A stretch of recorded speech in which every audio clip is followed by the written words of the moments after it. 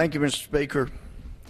You know, we are here because the last Congress did not do its job, and for the first time since 1974 didn't have a budget. So we're having to do last year's work in addition to this year's work. And in the meantime, we look around at who is actually being hurt. And there were many of us that were inquiring over the last month, all right, is the military, if there's a shutdown, is the military going to be paid? Well, we find out the military is essential. The military will be working in the event there's a shutdown. But then, as recent as last week, we find out they definitely will not be paid until after a shutdown is over. They will get paid for sure, but it'll be after a shutdown.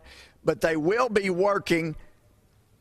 And in talking to many people on active duty, I find that things haven't changed a great deal since 30 years ago when I was in the Army. There are lots of people in our military that are having to live paycheck to paycheck. They don't get paid all that much.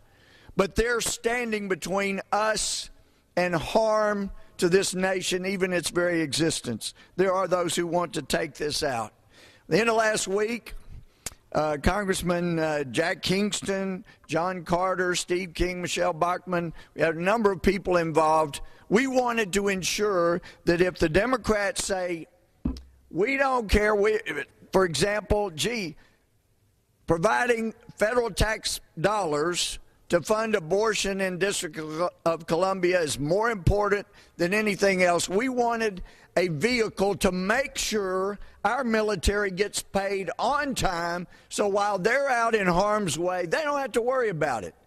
We filed the bill end of last week, and it's H.R. 1297. I'd contacted Senator Kay Bailey Hutchison's office and Jim Emhoff's office, and they had it filed the first of the week. Down there is Senate Bill 724.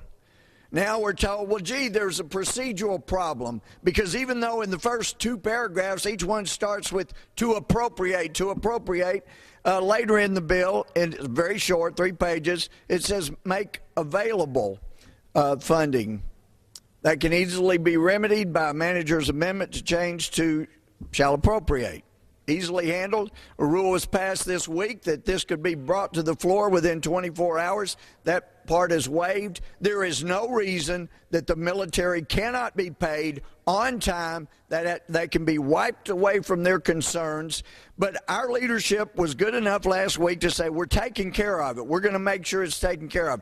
The best solution is what was done yesterday. The military is fully paid through the end of the year. That's the best way to go. It makes sure there's no glitches at all.